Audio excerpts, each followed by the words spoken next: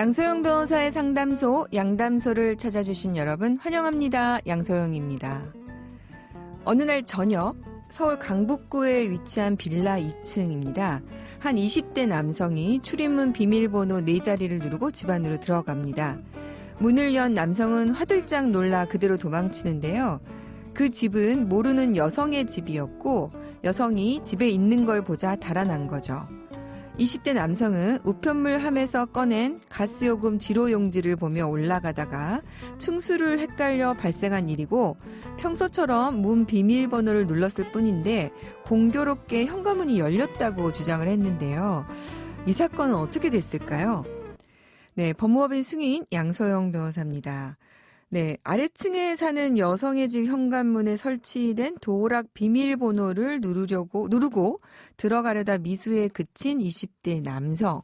네, 어쩌다 보니 비밀번호를 맞추고 문이 열렸다는데 일반적으로 믿을 수 없는 내용이죠. 그래서 법원은 주거침입 미수 혐의로 기소된 회사원 A씨에게 징역 4개월, 집행유예 2년을 선고하고 보호관찰 명령을 내렸습니다. 재판부는 피해자가 피고인이 틀리지 않고 한 번에 정확히 입력을 해서 도어락이 열렸다 이렇게 진술을 하고 있고 이 사실에 대해서는 피고인도 인정을 했다고 합니다. 그렇다면은 이게 이미 비밀번호를 알고 있었다고 보는 것이 합리적이겠죠. 그래서 재판부도 그렇게 판단을 했고요. 또 당시에 이제 상황에 비춰봤을 때 피고인은 자기가 이제 도어락을 열 때 센서 등이 꺼진 상태였고 어두웠다 이렇게 진술하다가 진술이 좀 번복됐던 모양입니다.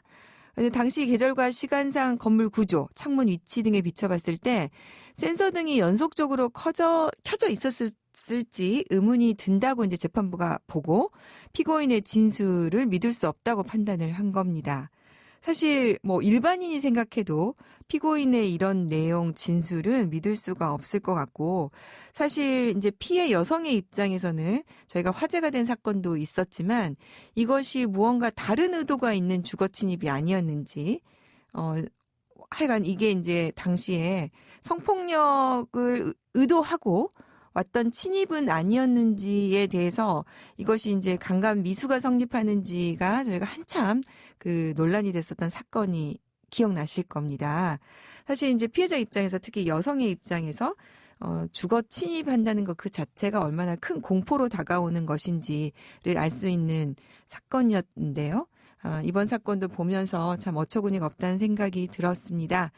저희가 하나하나 생활법률 짚어보는데요. 오늘은 최근에 1인 가구, 특히 여성 1인 가구가 늘어나고 있는 추세에 있기 때문에 주의할 점 있지 않을까 하고 사례를 한번 살펴봤습니다.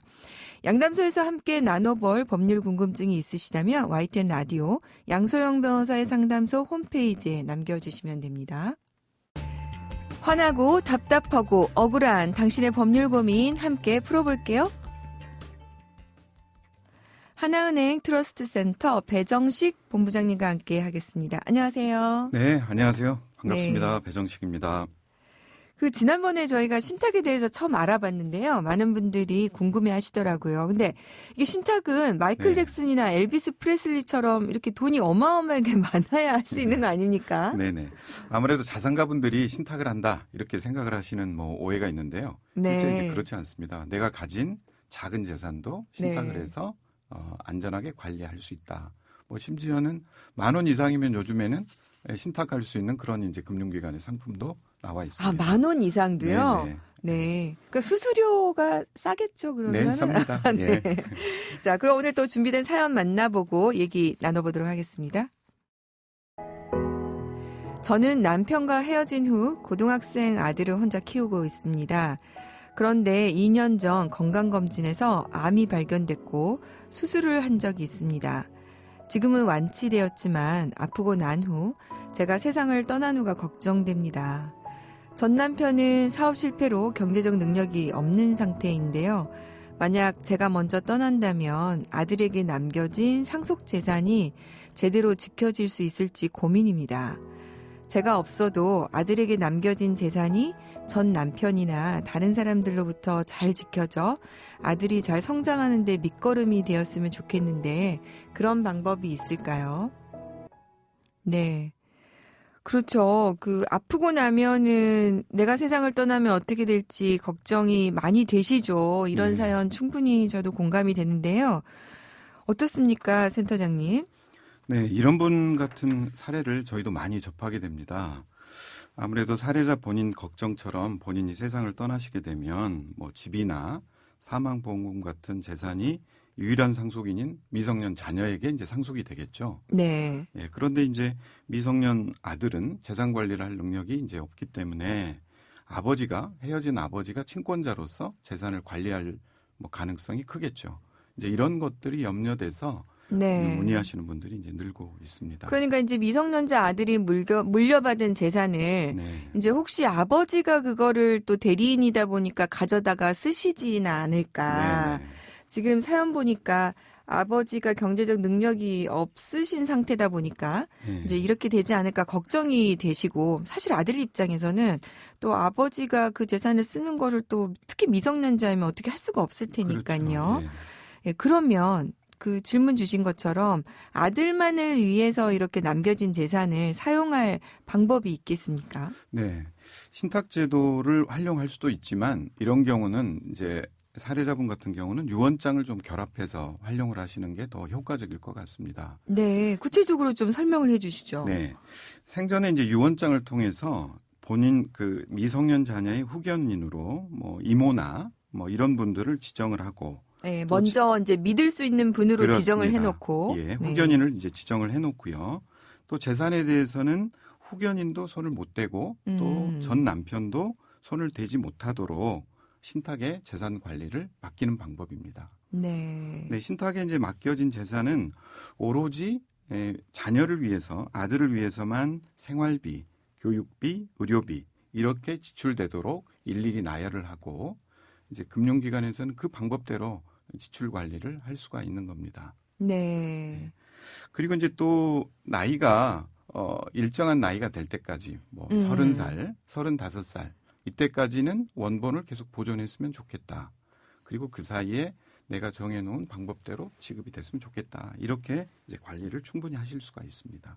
그 뒤에 말씀하신 부분이 사실은 우리가 이제 많이 기사로 알고 있는 마이클 잭슨이나 뭐 그런 사례들이 미성년 자녀들의 자녀 재산 관리를 이렇게 해달라, 그런 내용의 신탁을 활용한 케이스였죠. 그렇습니다. 네. 네. 그렇게 활용을 하실 수 있다, 네. 이렇게 말씀을 주셨는데 네. 이게 지금 그럼 우리나라에도 이렇게 활용하고 있습니까 지금? 네네. 작년 하반기만 해도 혼자 이렇게 아이를 이렇게 양육하던 어머님이 오셔서 중병에 걸린 상태에서 저희한테 신탁을 하고, 한 분은 또 돌아가시고, 네. 나이가 이제 30살 될 때까지 잘 관리해달라. 이제 이런 계약 사례들이 조금씩 늘어나고 있습니다. 네. 네. 그러면은 이 사례자분도 신탁을 고민해 보시면 좋을 것 같은데요. 네. 신탁에 대해서 조금 더 알아보면 저도 좀 궁금한데요. 네. 이게 어떤 장점이 있을까요?